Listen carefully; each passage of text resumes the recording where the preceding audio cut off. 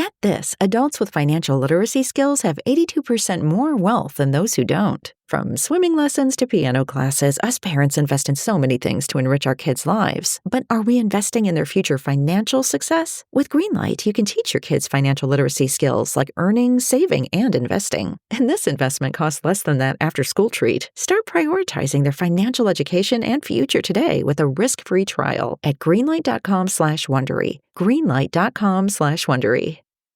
Bombas makes the most comfortable socks, underwear, and T-shirts. Warning, Bombas are so absurdly comfortable you may throw out all your other clothes. Sorry, do we legally have to say that? No, this is just how I talk, and I really love my Bombas.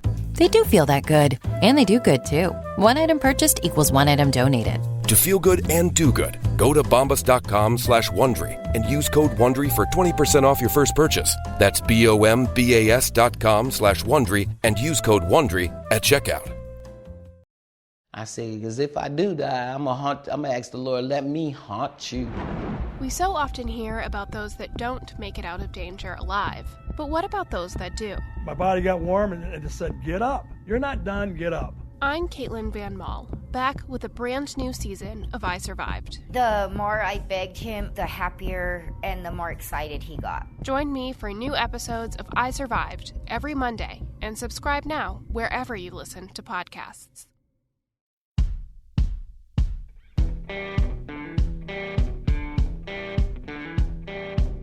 I'm Brett. And I'm Alice. And we are the prosecutors.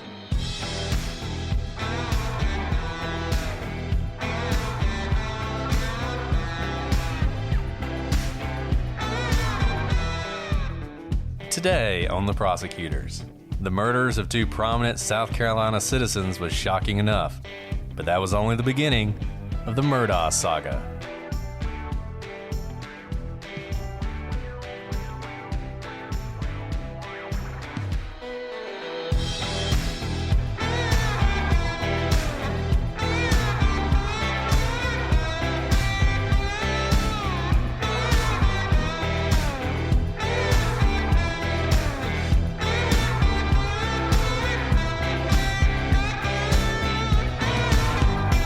Hello, everybody, and welcome to this episode of The Prosecutors. I'm Brett, and I'm joined, as always, by my confused co-host, Ellis.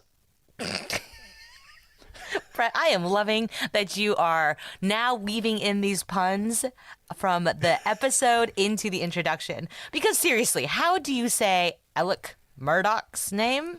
Look, this case is a case that has fascinated many people, and it is a great mystery, and there are so many mysteries wrapped up into this case, but there is no mystery greater than what this man's name is.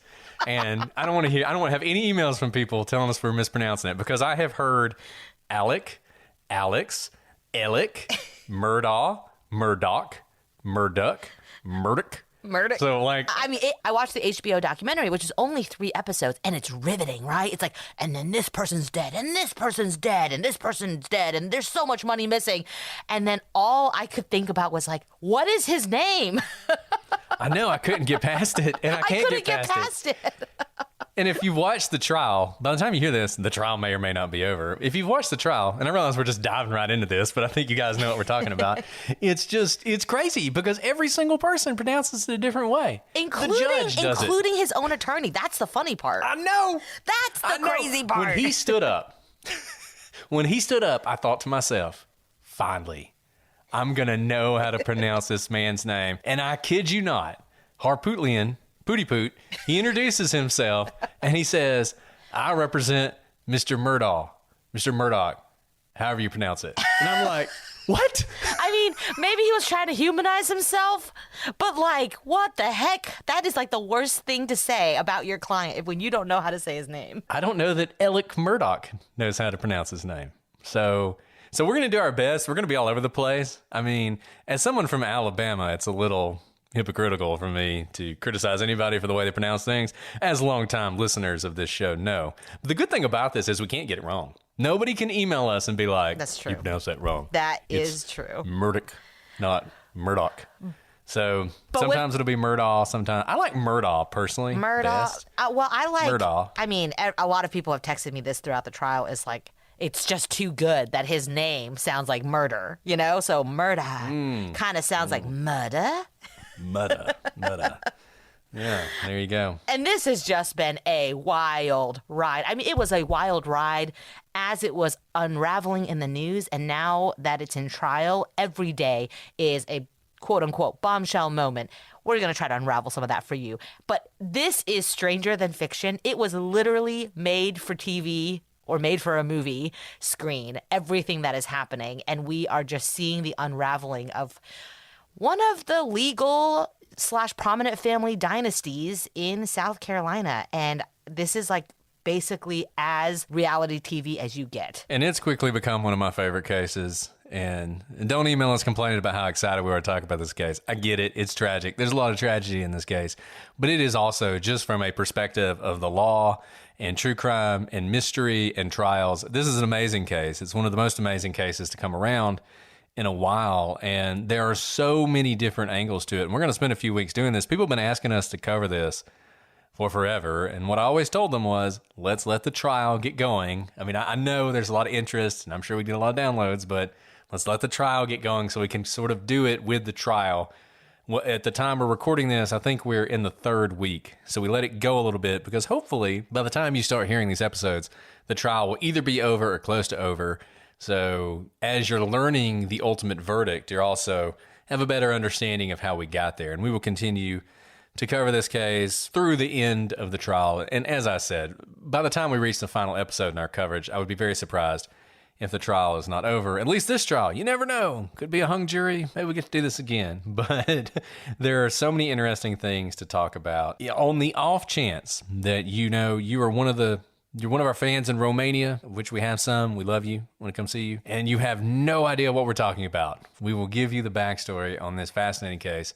And I think you will agree with us that this is truly, will be forever, one of the great cases in true crime. As Alice said, this takes place in South Carolina, and not just any part of South Carolina, the Low Country, which is the southern part of South Carolina, along the coast of the Atlantic Ocean and along the border with Georgia. It's a place, good food and long history, but it's also the kind of place that some people who've been around for forever have ran the place for forever. There's a lot of poverty there.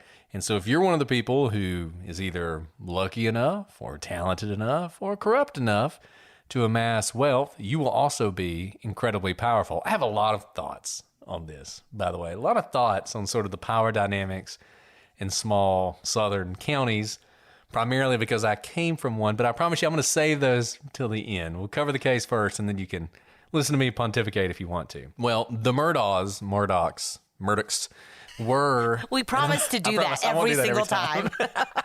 This podcast is... This series is going to take forever. Yes, just because we have to say the names multiple times. So those people whose last name starts with an M, they were the kind of people that control a small town. They had dominated Hampton County, both politically and monetarily, for a century at least. They had a successful law firm with millions of dollars in recoveries, and their family roots ran deep in the community. For 100 years, they ran this place. They were solicitors or prosecutors for 4 generations. At the same time they were doing that work, they also had a civil practice. This is something that's going to be unusual to some of you who come from bigger places where there's a sharp distinction between prosecutors and private attorneys. But in a lot of places, maybe not a lot of places, but in some places like this, small towns, where the prosecutors don't make a whole lot of money, you'll have this arrangement. We have someone who sort of volunteers to be the prosecutor. At the same time, they have a civil practice. And the idea is, it's not as if you're the prosecutor and defending people. You're the prosecutor in criminal side, and then you do civil work as well. And the civil work is really where your money comes from. And that allows you to have really good lawyers in that sort of prosecution role. And that's what they had. And that allowed them to not only amass money from the law firm, but also have a lot of power. The position of prosecutor is an incredibly powerful position. You hold life and death in your hands for a lot of people. The decision whether to charge or not to charge can have a huge impact on that person's life and the life of the community, not to mention the lives of victims. And so these people became the main family in this community. And they were pillars of the community. You've heard a lot of bad things about them probably, but they did a lot of good as well. They were the people who led civic organizations in town. They were the people who did a lot of charity, gave a lot of donations. And in a place like Hampton, which, as I said, is a poor part of the country, it's a place with a lot of lower income individuals, that money went a long way, and in certain ways, it could do a lot of good. And that was the image they wanted to present. This upstanding, ideal leaders of this area. But there was rot behind that shiny veneer, as there too often is. And when it started to fall apart, it did so in spectacular fashion. Late at night on June 7th, 2021, a frantic 911 call came into the local police. It was Alec Murdaugh, and both his wife and his son had been, quote, shot badly. He was distraught, shattered. Only a few months later, Alec himself would be shot, the victim of a roadside assassin, or at least that was the story told by Alec. Soon, the roadside shooting would be revealed as an elaborate fraud, and Alec Murdaugh would be on trial not only for the murder of his family, but for a massive financial fraud with wide-reaching implications. Ordinarily, we would start with the timeline, as you guys know, those of you who have listened to a lot of our episodes, but maybe given that we have a trial, it's better to start with the opening statements of the parties and see how the timelines and evidence either support or contradict those statements. Many of you have probably watched this trial. It's been streaming on multiple platforms. A lot of articles have come out day after day. We're going to try to strip away some of the, hair on fire, clickbait sort of articles and try to show you what the prosecution's case is and what is being presented at trial and what it tells us about Alec and about the Murdaughs. And I want all y'all to know, as recording this, Alice is going on like 2 hours of sleep. She had an all-nighter last night in her new fancy law job. So just so you know. I think I'm also losing it in general. Like, I think age is just getting to me. So yeah, I'm definitely running on 2 hours of sleep. So there's that. And this case is just so wild. It feels like you're a little bit just, on the substances when you watch this trial. Oh, well, isn't that the truth? And sometimes you wish you were on substances because the trial is so slow, which we're going to talk about as well. It is so slow. So opening statements, it's really interesting. Every lawyer wants to give the closing. But the closing is the sexy part. It's where you bring it all together. It's where you explain to the jury how all the evidence you presented should now convince them to decide one way or the other about guilt or innocence. But the reality is, a lot of jurors make up their minds a lot earlier than the closing. And there are some lawyers who think that the opening statement is actually the most important part, and that the story you tell at opening, if it's good enough, can lay such a firm foundation for either your position as a prosecutor or your client as a defense attorney that it really can tell the tale of how things are going to go. And the opening statements in this case, I think, demonstrate a lot of that. And I think that's right. I actually personally love giving opening statements because it is storytelling at its best. That's the first time you get to kind of turn and face the jury. They've heard a lot from you. They've been talked at a lot. They're not allowed to say anything. But kind of for the first time, everyone's seated and all eyes are on you, and you get to hold the floor. I mean, it's a really powerful moment when you get to give opening statements because, of course, the jury is not blank slate per se, but they don't know much about the case other than what happened in questioning, and they're usually tired. They've been there all day. They've gone through voir dire. Most of them were hoping they wouldn't get picked, so everyone's kind of restless and just want to get home. And this is your time to shine and grab their attention and show them why this cares and why, Uncle Sam has called them to sit in those chairs for the good of America. And the Murdaugh case is a little unusual in that even the jurors, I'm sure, have heard of this case. When they did voir dire in this case, I'm sure most of the jurors had heard of the case. This is not a case where you're going to have jurors who've not heard anything. They would have been aware of the case before and they would know what it's about. But in a lot of cases, most cases, the vast majority of cases, the jurors who walk into that courtroom have no idea what you're going to present to them. They get some very vague idea when you're questioning them and when you're picking the jury, but they really don't know the details at all. They might know the charge.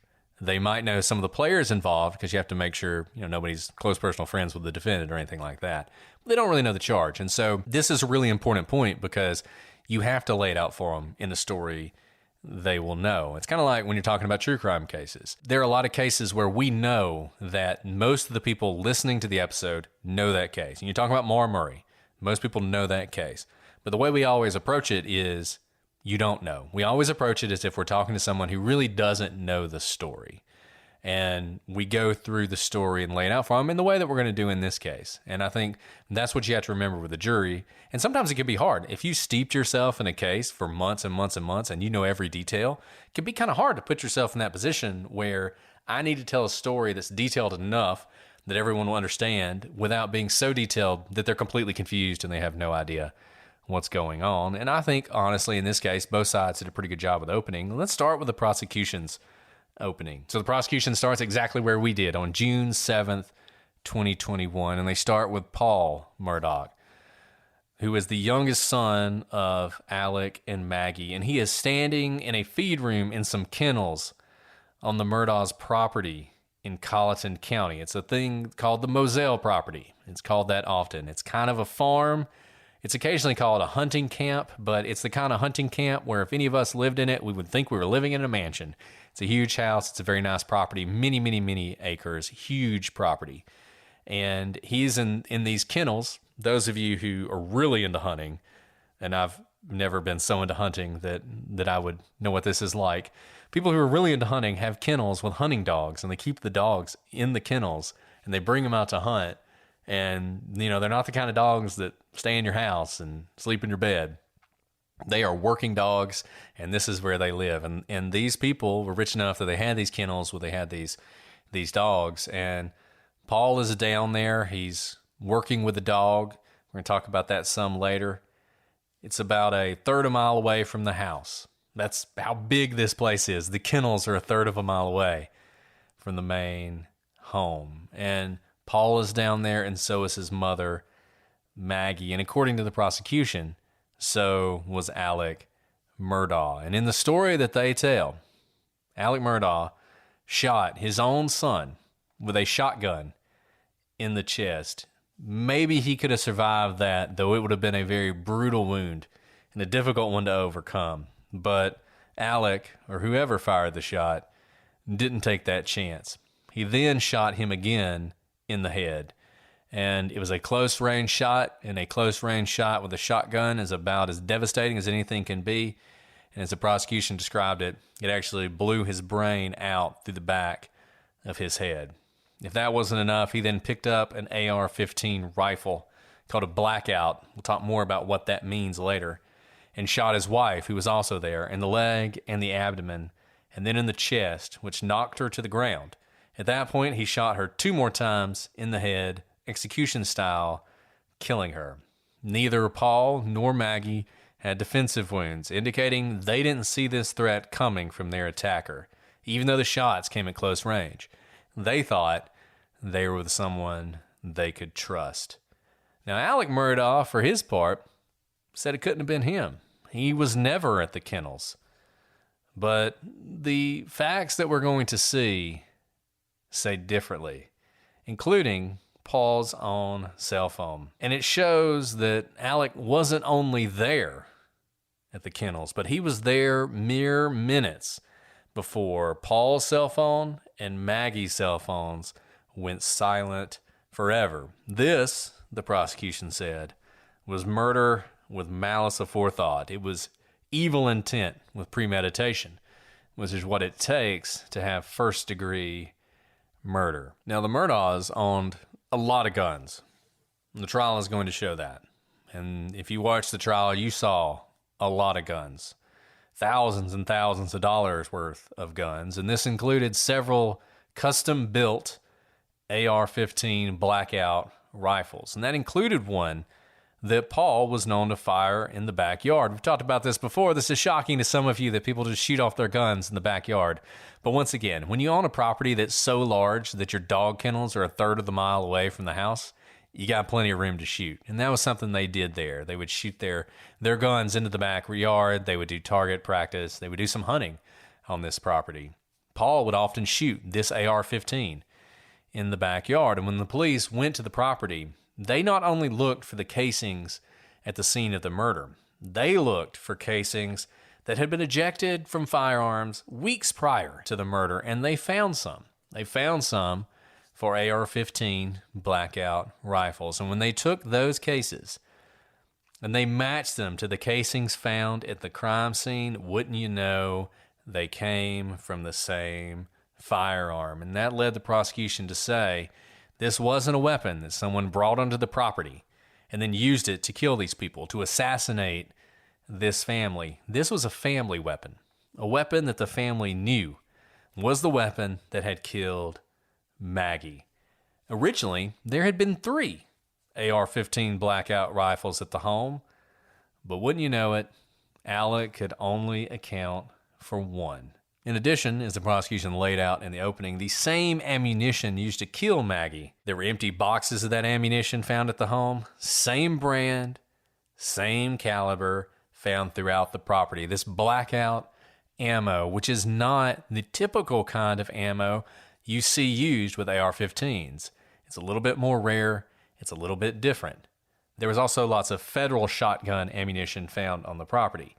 This was the ammunition used to kill Paul. Now, I'll caution you, prosecution doesn't say this. Federal ammunition, federal shotgun ammunition, about as common as you can get. I have a case of it downstairs. So the blackout rounds, pretty interesting. The federal shotgun rounds, maybe not as convincing.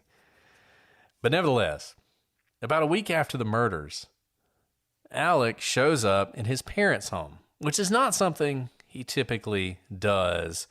And he has something in what a witness will describe as possibly a blue tarp. Law enforcement, they don't find a blue tarp, but they find a blue wadded up raincoat, a big raincoat, one that maybe someone would mistake for a tarp. And what do they find inside of it? They find gunshot residue, and not just a little bit, but a ton of it, coating the inside of this raincoat, suggesting maybe this is the kind of thing that you would use to wrap firearms in.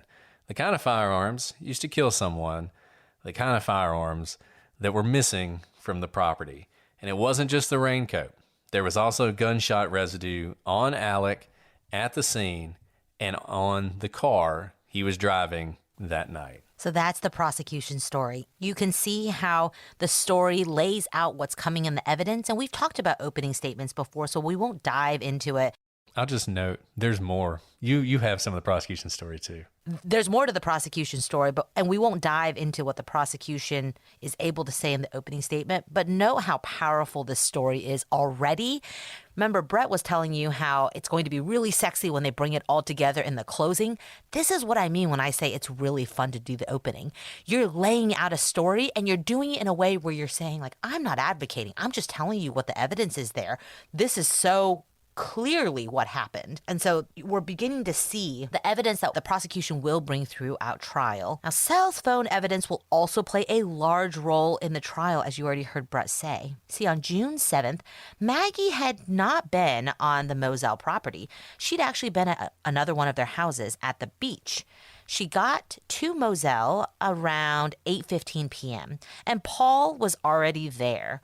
The 3 of them ate dinner together. At about 8:30, Paul's phone starts moving towards the kennels. Now note that that's a relatively quick dinner. Alex said he was taking a nap after dinner when Paul and Maggie went out. At 8:44 and 55 seconds, Paul recorded a video of one of the dogs to send to a friend. On that video, you can hear Paul's voice, Maggie's voice, and also Alex's voice. This video is kind of run-of-the-mill. You don't see anyone, you just hear voices, and it's focused on like the tail of the dog. Paul is clearly talking to his friend about something that's wrong with the dog's tail. It seemed pretty mundane. They're trying to troubleshoot what's wrong with the dog. At 8:49 and 1 second, Paul's phone locks, and he never uses it again. 35 seconds later, he gets a text from the same friend that he had sent that video to, but he never reads it, he never answers it. At 8:49 and 39 seconds, Maggie's phone locks. So in under a second from when Paul's phone locks, her phone also locks, and she never uses her phone again either.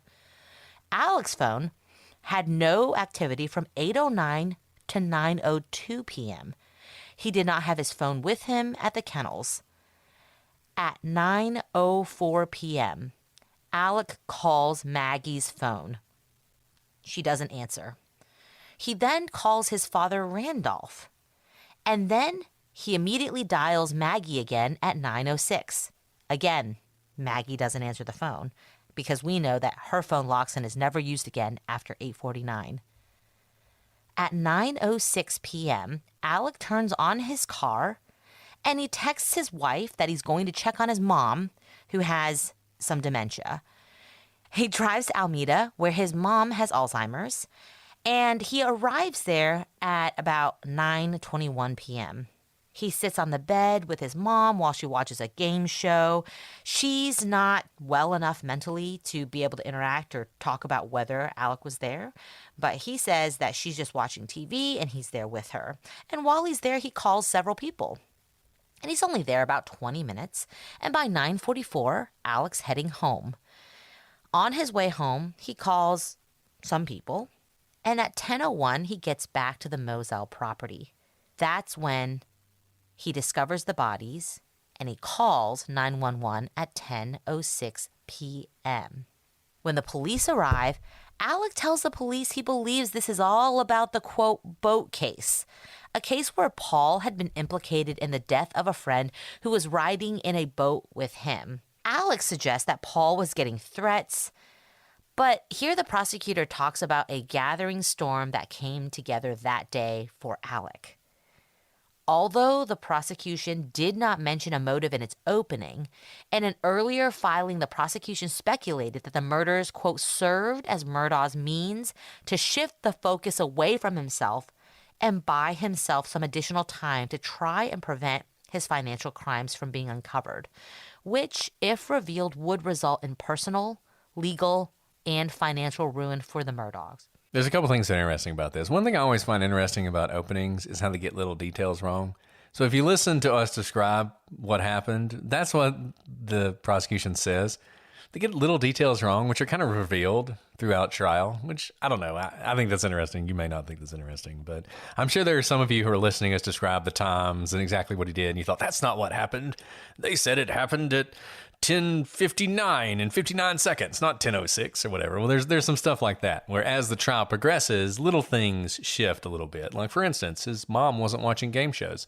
The woman who was the caretaker, she was watching game shows. His mom was actually asleep when he arrived. Little things like that. And it's always interesting to me, and you see that in every case. When you look at an opening statement and then you read the transcript.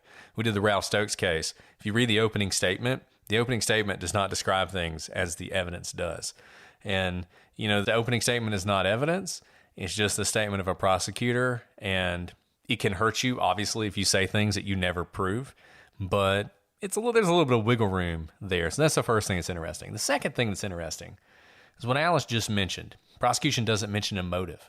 But we know what their motive is going to be because in this earlier filing, they talked about it. So why don't they mention a motive in the opening statement? As those of you who watched know, there was a pending motion from the prosecution to introduce 404B evidence. If you listen to legal briefs, you know we did a whole episode on 404B evidence in the Murdaugh case. Go back and listen to it for sort of a detailed description. I'm sure we'll talk about it in our coverage here as well. But essentially, they had asked the court, allow us to present this financial information to show the motive. And the court had said, let me see how the evidence comes in, and then I'll give you a ruling. Well, the problem with that for the prosecution, from their point of view, they cannot then mention it. They can't mention it in the opening. If they mention it in the opening and the judge decides not to let it in, I mean, that's like mistrial material right there. So they have to leave it out. So that is a hole in their opening statement, but it's one they can't help.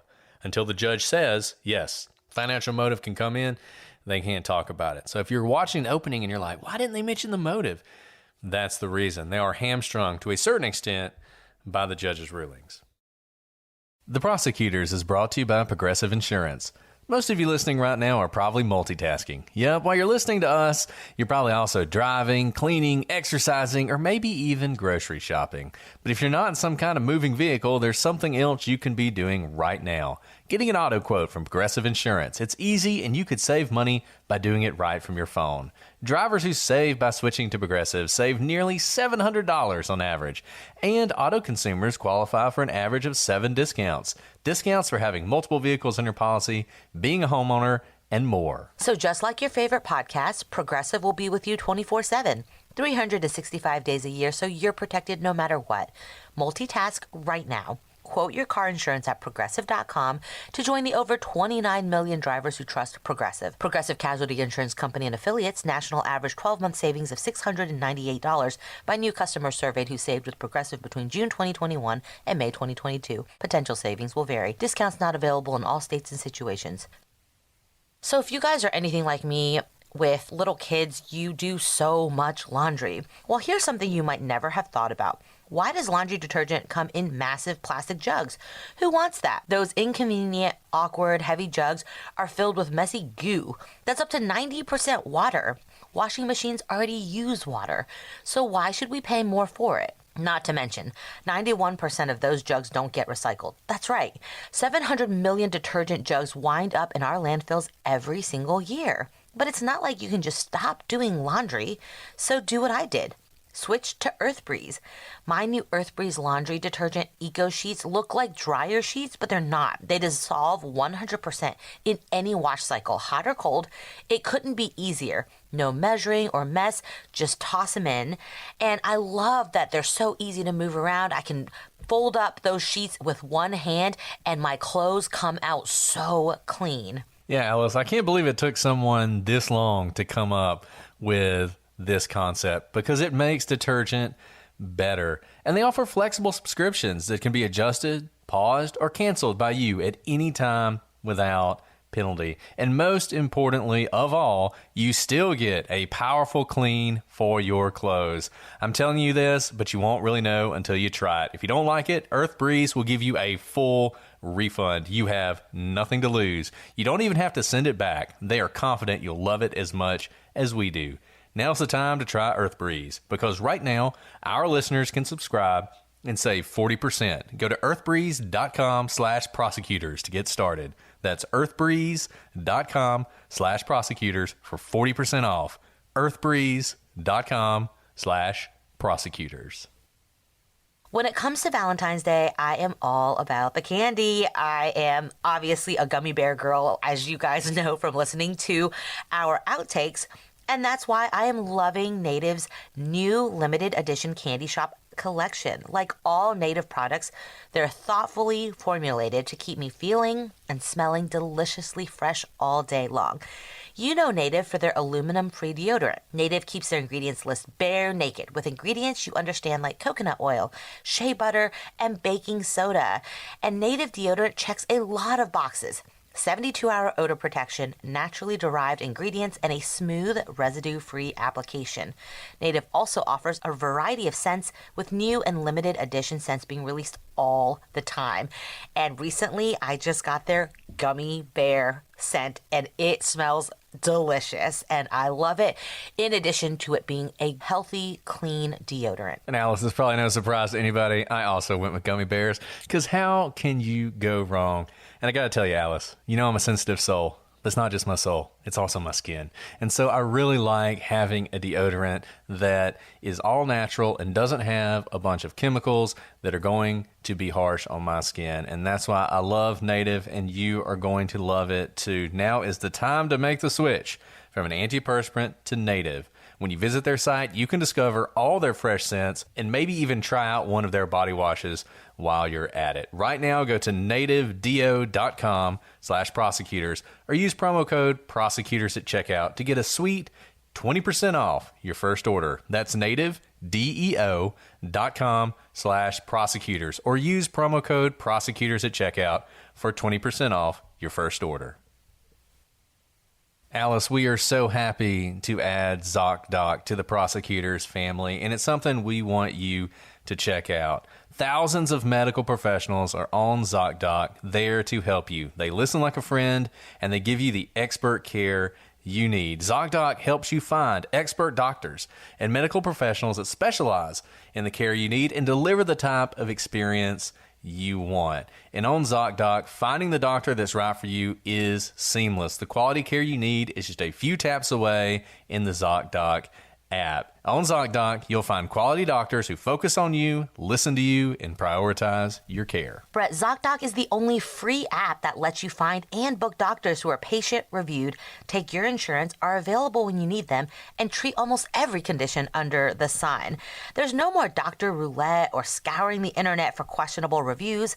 With ZocDoc, you have a trusted guide to connect you to your favorite doctor you haven't met yet. Millions of people use ZocDoc's free app to find and book a doctor in their neighborhood who's patient-reviewed and fits their needs and schedule just right. Go to ZocDoc.com/prosecutors and download the ZocDoc app for free. Then find and book a top-rated doctor today. Many are available within 24 hours. That's ZocDoc.com/prosecutors. ZocDoc.com/prosecutors. On April 19, 1995, an unimaginable horror took place that would define a generation when a moving truck packed with 4,800 pounds of explosives was detonated in downtown Oklahoma City. So many lives were changed forever. American Scandal is a podcast from Wondery that takes you deep into the most infamous scandals in American history, bringing to life controversies and events that have shaped who we are as a country and that continue to define the American experience. The newest season of American Scandal covers an act of terror unlike the country has ever seen, the Oklahoma City bombing. At first, both the American public and law enforcement believed international terrorists were behind the attack, but the evidence led investigators toward an unexpected and chilling conclusion. The Oklahoma City bombing appeared to be the work of domestic criminals and a plot bound together with political extremism, conspiracy theories, and a goal to strike back against the United States government.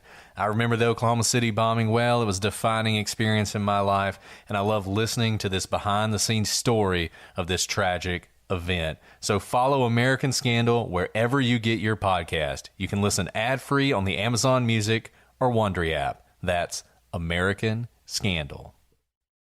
Yeah, you really have to be careful here because if the prosecution were to talk about it before they're allowed to, or they have a certainty that they'll be able to present the evidence, the other side, the defense, can object. And while it's not great etiquette to object, it's absolutely your right to object, and it happens to object in the opening or closing. But you can see why you don't want to be objected to. It absolutely breaks the flow. It gives the defense a voice in the prosecution's story, and it breaks up kind of the attention that you have garnered from the jury. And so you want to make sure, because obviously you can get in trouble with the judge, it makes you look like you don't know what you're doing, and this is your first impression with the jury, and you just don't want to give any reason for the defense or the other side to be able to object to what you're saying. Yeah, and it's one of those things that's really important and can be really difficult. And if you're not steeped in the case, or maybe don't understand all the details, you can wonder why you have circumstances like that. So that's the prosecution story. The defense is also going to have their story. And one of the things that's always interesting about trials is we think of trials in a lot of ways like we think about election results. You know, it's 10 o'clock on election night and you're watching the results come in, and one guy goes up and maybe you're excited about that, or maybe you're sad. It's almost like you're watching it like a sporting event. But then the other person comes back and like, yeah, they're coming back. And then the other person pulls ahead. And in reality, it's already all been decided. The votes are just being counted. They've all been cast. You know, if you've had perfect knowledge, you would already know who won. So there is no coming back and getting ahead and all this other stuff.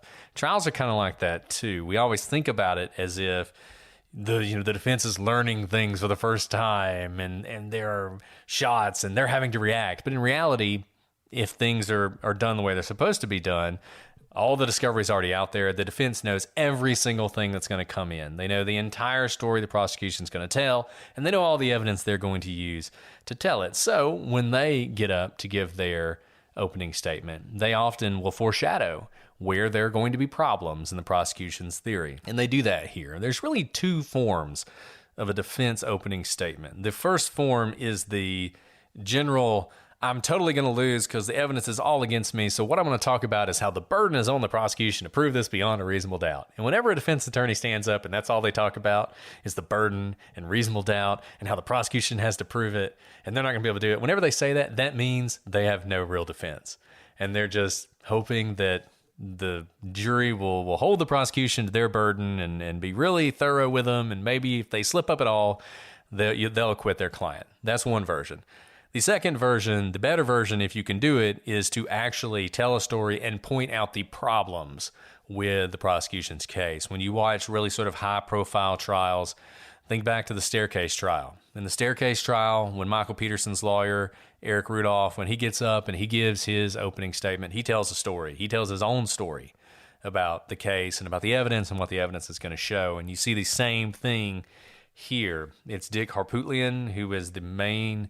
I don't know. He's the face of the defense team. He is not really the main lawyer. If you've been watching the trial, you know, he has a fairly large team. There is one individual who, his name escapes me right now, but he is the attorney who you actually see on the HBO documentary. I think he has been a long-time associate with the Murdaughs. He represented Paul in the boat case, which we're going to talk about later. He now represents Alec Murdaugh as well. He is doing a lot of the cross-examination. He's doing a lot of the legal argument. But Harpootlian he's been doing this forever. He's the old school Southern lawyer. He knows how to talk to these juries. And that's what he does. He gets up to tell his story. And the very first thing he does, other than not know how to pronounce his client's name, the second thing he does is he has Alex stand up. He has him stand up. And he tells the jury, I want you to look at him. Look at this man. He's a loving father of Paul, not only Paul, but Buster, who's sitting in the gallery behind him. And he's a loving husband of Maggie. And he talks about how the evidence is going to show that every single witness who gets up there is going to say that they had a loving marriage. That every single witness that's going to get up there is going to say that he loved his son, Paul, more than anything. This is such an important thing to do because he is humanizing the defendant. He is humanizing Alec Murdaugh. And there has been a lot of talk about this and frustration for people who truly believe that Alec Murdaugh is guilty. Even some of the talking heads on TV, watching this and watching the way Alec responded to photographs of his dead family, to video of his dead family, to descriptions of how they died. There were a lot of people watching this who were affected by that, including, as I said, talking heads, legal people who said he really seems broken up by this. This is the key to their entire defense. They're going to talk about a lot of things. They're going to contest things. They're going to put on facts. The key to their defense is having the jury or having at least one juror believe, I just can't see him killing his family. And that's a really smart theme, right? Because the general father, no matter how deadbeat of a father, it's hard to imagine that they would shoot execution style their own flesh and blood and someone they've been married to and have 2 children with. So it's something that if you don't know anything about your jurors, it's probably a good bet that that person can never imagine a world in which a loving father who has demonstrated being a loving father throughout their life would do something like this. Shoot their son point blank with a shotgun, so much so that the brains blow out the back of his head, and then stand over his wife and shoot her execution style to make sure she's dead. I mean, most of you listening probably can't imagine a world where that could be. And we've heard it from you as well. I don't know. The motive seems really weak because you're having me believe something that is almost unbelievable. So, you're trying to reach just one person. And I would say that's not a bad bet. And it's so funny. We get emails from people all the time. We love you guys, but so many of you like to complain. And one of the things people will occasionally complain about is they complain about the way we talk about being parents. And they'll say things like, y'all act like only parents love kids, and I've got a nephew that I really love, or I've got, I'm a teacher and I love all my kids. And I totally get that. I have a nephew that I love more than anything in the world. Great kid. Love him to death. Now 2, actually. Love them both to death. You're really undercutting yourself here. Well, I'm just saying. I love them. They're great. They're wonderful people. I want the best for them. They were very young. I mean, it was weird. It was kind of like they were more like brothers, like really younger brothers than they were nephews. So it's always weird to describe them as nephews. But nevertheless, and I understand what people mean when they say that. But I'm sorry, my perspective changed so much once I had a child of my own, to the extent it is hard for me to even talk about this stuff. I was talking about this with my wife. We watch, for the benefit of you guys, what we do in the evening is we watch this trial. We work all day, and then she's stuck watching the trial with me so that we can talk about this with y'all. And I wanted to ask her something along the lines of, can you imagine a situation in which you would shoot, name of child that I'm not going to say here? I couldn't even say it. I couldn't even put that idea into words. Just the notion of doing something like that, I could not get it out of my mouth, much less imagine doing it, much less ever do it. The ability to conceptualize that it's impossible. It is impossible for anyone out there to imagine doing this. You cannot put yourselves in the shoes of a man who would kill his son and his wife. You just can't do it. You cannot do it unless maybe you're somebody who could do that. It's really hard. And that is a powerful tool for the defense. Huge, huge tool for the defense. And a massive advantage, because everybody on that jury is thinking, man, I don't know. I know it's beyond a reasonable doubt. I need more than that. That's what they're thinking. Even if they don't say it, in the back of their mind, they're thinking, I need a lot for you to convince me that man took a shotgun and blew his own son's brains out. And the defense basically says that. I mean, they go into details about how vicious. They don't shy away from this at all. They talk about how vicious this murder was, how terrible it was. At one point, Harpootlian describes Paul's head as being like a watermelon hit by a sledgehammer. I mean, that is a brutal, brutal visual. And that's the defense attorney describing the victim. Ordinarily, you would never do that, because the last thing you want is for the jury to feel sympathy for the victim when your client's on trial for murdering them. But in this case, that's exactly what you want, because you have to believe that he would do that to his own son. You have to be convinced by this cold evidence, by cell phone tower pings and gunshot residue and boring days of evidence. That's what you have to be convinced by to get over this visceral thing that he would do something. It's a good strategy. It really is. And you see it. If you're watching this on Twitter, if you're watching on Facebook, there are people who have said, I just can't imagine this man killing his family over some money, even though people do that every day. They can't see it. And that's the power of the defense. And all they need is one person on the jury who agrees with those people. And they talk about how, look, you're going to see video. They're previewing things. They preview more evidence than the prosecution does. You're going to see video taken that day, an hour before the murders, of Alec Murdaugh with his son, having fun, out, being a family, driving around the fields, looking at trees. And you do see that. You will see that in the trial. And their basic point is, does this look like a man who in an hour is going to kill his son? There they are together. Does he look like somebody who's planning in an hour to shoot that boy in the head? Is that what you see? And that's what they want. That's what they want you to believe. And they talk about how Maggie was shot. She's running away. We mentioned before, shot execution style. And Alice has talked about this. And we talked about this in one of our previous episodes about how just brutal that is to kill someone like that. It's not just firing at them. It's walking up to them. It's making that decision. It's putting a gun to their head and pulling the trigger. And that's what they say happened here. And Harpootlian basically says, why? Why would you do this? There's no motive. And he can say that because the prosecution didn't present a motive in their opening statement, because they couldn't. And he's sort of hedging his bets here a little bit. He's hoping that in the future, the judge is going to keep out all that financial evidence, and that way they really won't be able to present a motive. One problem for him is saying things like this actually kind of opens the door even wider for that evidence to come in, which is something we're going to talk about as well. But in any event, he's seizing on that right now because he knows this is the opening statement. Whatever happens later on, if I can get somebody right now, if I can capture them right now, maybe their mind will never change. They'll have that anchoring bias we've talked about. They will have decided, and then it doesn't matter. So that's what he's going for. He's going all out. He says there's no motive. There's no way you would do this. There's no way you would do this to your family. And the prosecution hasn't presented any good reason why you would do this to your family. And he also says, look, it's not just that. Most of his time is accounted for. And he says, you're going to see things when they walk through the timeline. You're going to see things that don't add up. Things that couldn't have happened if it was Alec Murdaugh who did this. And some of that's going to be in the cell phone evidence and some of the things that happened with the cell phone. So he's going to say, look, if it's him, those two things couldn't be happening at the same time. He also points out that this was a pretty brutal crime. There's a lot of blood. There's blood everywhere. There's brain matter everywhere.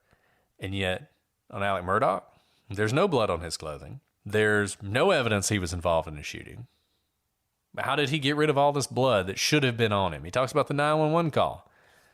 And we talked about the danger of 911 calls all the time, but he talks about that, how you're going to hear it and it's going to be convincing. And you're going to hear a man who sounds like somebody who just found his family murdered. Then he says, after this happened, after he gets down, he finds his family killed. He actually goes back up to his house and he gets a gun. He gets a firearm, 12-gauge shotgun. And he points out something interesting, that he loads some shells into that 12-gauge, but he actually misloads it. He actually puts 16-gauge shells into the 12-gauge shotgun, which might seem like a small thing to you, but someone like Alec Murdaugh, who hunts all the time, who's fired, more guns than days he's been alive, would not make this kind of mistake unless he was totally in shock. He was totally panicking by what he had found. So he makes sort of a fundamental mistake that you would never make. And he talks about that gunshot residue that they talked about. Guess what also would have given you that? Picking up a shotgun like he did. And he says the amount of gunshot residue that they find on his hands is more consistent with just picking up a firearm than it is shooting a firearm. So these are some pretty good points that he's making. And then he sort of goes into classic defense attorney mode, where he says the police immediately decided he did it. They never looked at anybody else. They got tunnel vision. And from that point forward, when they saw evidence that was bad for Murdaugh, they went for that. When they saw evidence that was good for him, they ignored it. That's what he's going to say. He's also going to say the police made fundamental errors, that they didn't secure the scene enough. There were too many friends and family members over. There were too many officers walking through the scene, doing things like creating footprints, destroying evidence. And they're going to say that to the extent you don't see evidence of another person, it's because the police were sloppy in their work. Another typical defense attorney position that you see in almost every case. They're going to point out that the next day the police said there's no danger to anybody else in the community, which is a strange thing to say when two prominent members of the community have been murdered, unless, of course, you've already decided you know who did it and it was somebody who had a personal reason to do it, say someone like the husband.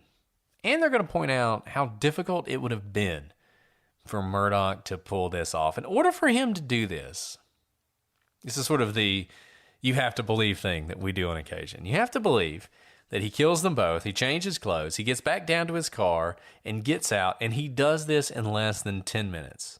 He pulls all this off, manages to get rid of the guns, manages to get rid of the clothes, manages to get rid of any blood that's on him, manages to get rid of any evidence whatsoever that he did it, didn't leave any blood behind in that car. He managed to do all that in a very short period of time. Another thing they point out is something that will jump out to you immediately when you hear the facts of this case. And that's that there were two people killed with two different guns, a shotgun and an AR. And what does two guns ordinarily mean? It means two shooters. And that's going to be the position of the defense. This was someone else who came onto that property to kill at least two people and maybe three. Maybe Alec Murdaugh was actually one of the people they were trying to kill. One of them had a shotgun and one of them had an AR. And that's a more believable thing, a more sort of Occam's razor explanation than that Alec Murdaugh, for some reason, was carrying two different firearms to kill two different people. And then in his closing part of his opening, he reminds the jurors, he goes right to the natural bias they will have. He doesn't ignore it. He says, I know that you have a natural inclination. We all have a natural inclination to believe if someone is arrested and they're charged with murder, that person is guilty. But he says that is not true. That may be your natural inclination, but it is the wrong inclination. Alec Murdaugh is innocent until proven guilty, and the prosecution is not going to be able to prove him guilty, and he's not guilty. And if the prosecution hadn't ignored witnesses and ignored contradictions in its own evidence, it would have come to the conclusion that Murdaugh was, in fact, not involved in the murder of his wife and child. And that's where the defense wraps up their closing, and from that point forward, it's going to be the prosecution putting on their evidence and the defense doing their cross-examination until finally the defense has an opportunity to put on its case. So I think you can see why trials are so interesting. I mean, Brett, we got to hear from you essentially play the prosecution and the defense. And each time you were talking, like, that's what happened. Yep, that's exactly what happened. And then I hear the other side. I'm like, that's what happened. That's what happened. And keep all this in mind. And a lot of you have kind of thrown up your hands when you email us or text us and say, it's all just theater. Like, I don't know what to believe because I listen to one side and I believe it, and then I listen to the other side and I believe it. But that's the whole point of our podcast. Our point is to make you critical thinkers in your own right. These attorneys are supposed to be vigorous advocates for their side. But there is truth, and there are shades of the truth, and there are pieces of evidence that are true but may not matter, right?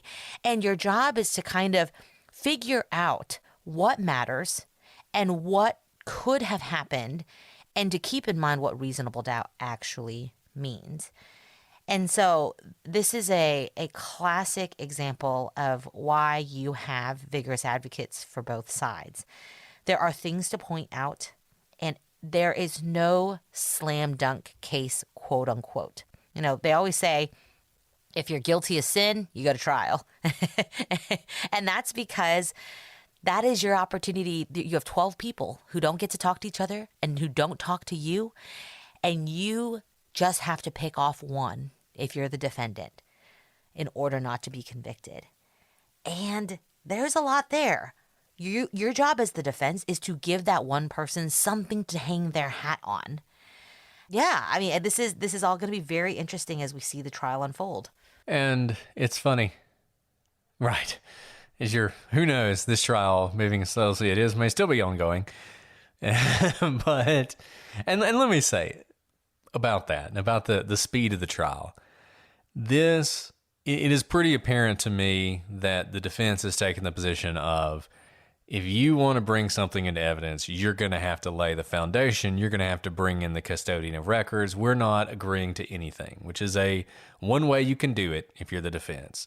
And so, for instance, at one point, they want to put in a Snapchat video, and they literally have to fly someone in from Snapchat to say, this is a video from Snapchat. And then that person gets off the stand and then flies back to San Francisco or whatever. And in a lot of cases, you would make an agreement of, this is obviously a Snapchat video. We're going to stipulate to that fact so that it's admissible. You don't have to bring in the custodian of records. There are a lot of rules that can make trials very long and very boring that you can agree to not enforce. I mean, basically, you can waive anything if you're the defendant. And a lot of times you'll do that because while it can be beneficial to various sides to have a case run long, most sort of agree that annoying the jury is not a great thing to do.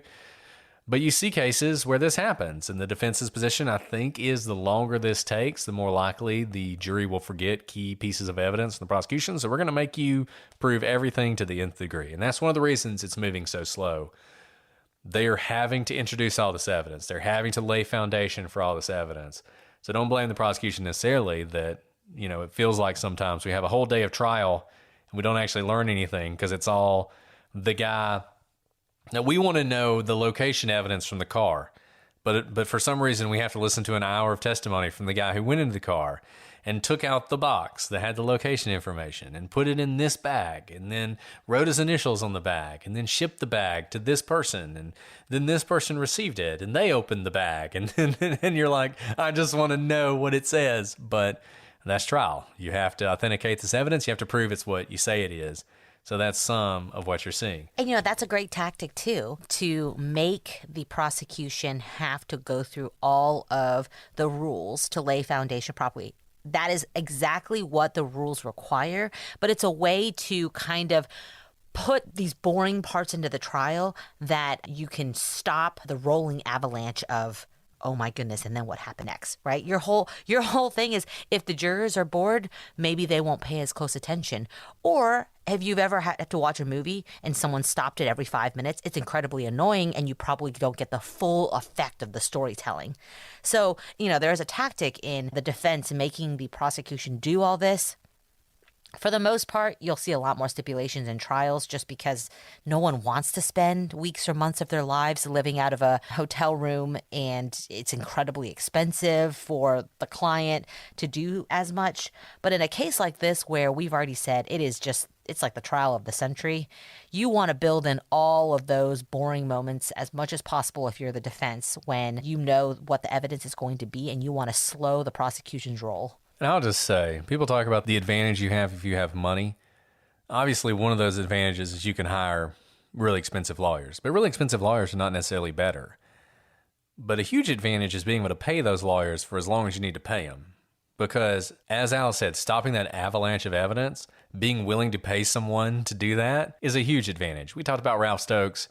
And when we talked about his trial, we talked about how it was just like one hit after another from the prosecution. I mean, they're just pounding him. They're putting witness after witness after witness on the stand, and they're just killing him. And it's just building this massive avalanche of evidence. It's just washing him away.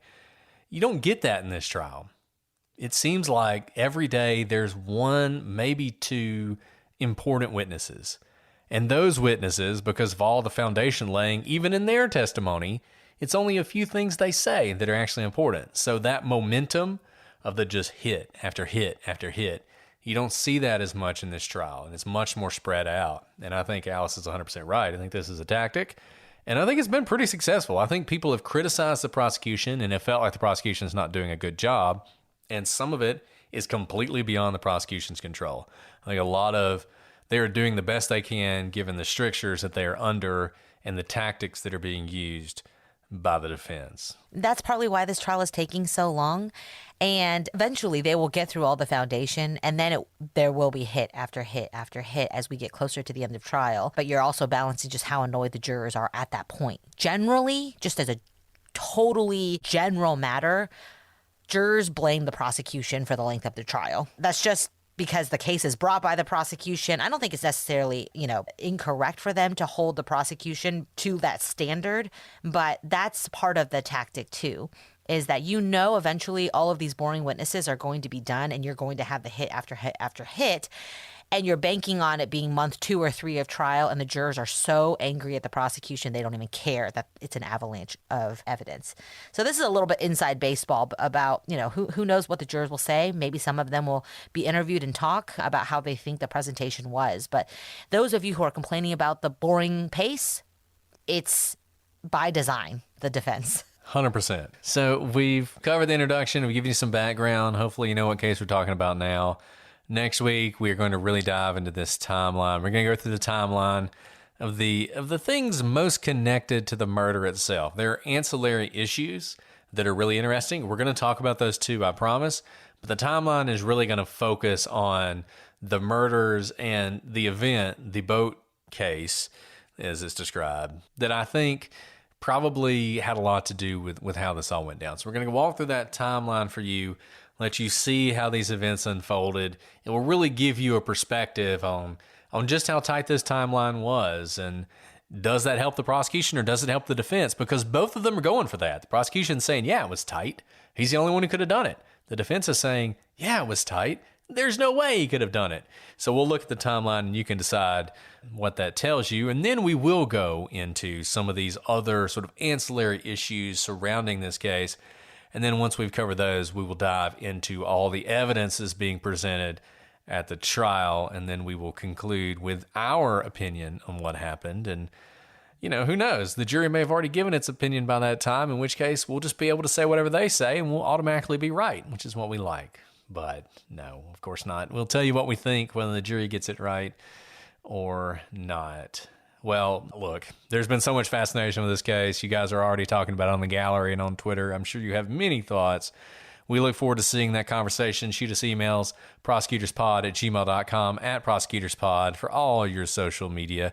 Hello to those of you watching on YouTube, and to those of you listening early and ad-free on Patreon, thank you so much. We really enjoyed talking about this with you guys live on a Legal Briefs episode when we talked about the 404B evidence in this case, and we hope that you're enjoying this in-depth coverage as well. Well, Alice, is there anything else you want to add before we sign off for tonight and you go to a well-deserved restful sleep? I was going to say, I better stop talking because I'm just rolling over my words. But I'm so excited we're doing this. We have been following the trial in real time, and getting to talk about it in close to real time with you guys is one of my favorite things to do. So thanks for joining for the ride. And as you guys always do, let us know what you think. Well, that's all we have for tonight, but we'll be talking about this case, I have a feeling, for several more weeks. And we'll be back next week with more on the Murdaugh trial. But until then, I'm Brett. And I'm Alice. And we are the prosecutors.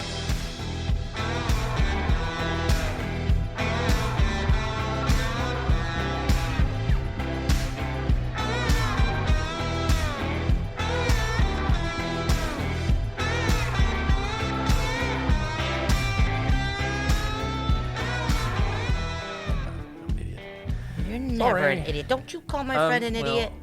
The problem is I'm looking at my Word document, not the actual document. So I should do that. Are you ready? I'm ready. Couldn't be more You ready to do this? Couldn't be more ready. There you go. Okay, here we go. The murders... Oh, wait. I forgot the first part. I'm sorry. Okay. I almost just laughed out loud at all the pronunciations. Oh, no. Oh, my God. I almost just died.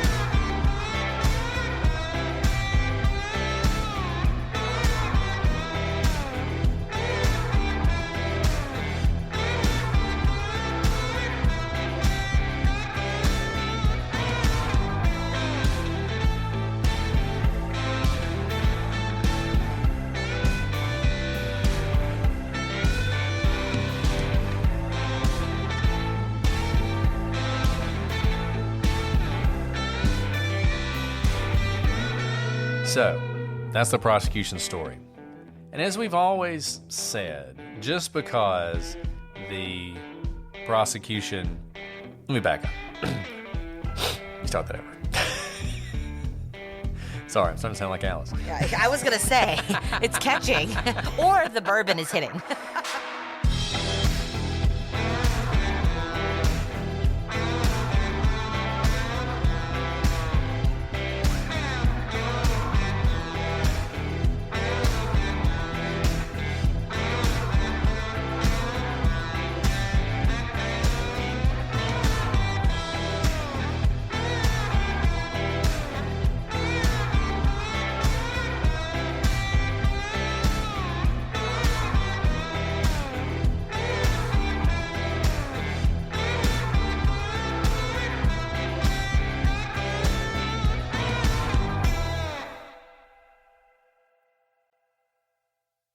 All month long on PlutoTV, stream the biggest Tyler Perry movies free. Watch your favorites like Medea's Witness Protection and Medea's Big Happy Family. Join Tyler Perry as he goes on a couples retreat with Sharon Leal in Why Did I Get Married? Or Idris Elba and Gabrielle Union in the Tyler Perry directed film Daddy's Little Girls. Plus, PlutoTV has hundreds of channels with thousands more movies and TV shows. Available on live and on demand. Download the free PlutoTV app on all your favorite devices and start streaming now. PlutoTV. Drop in, watch free.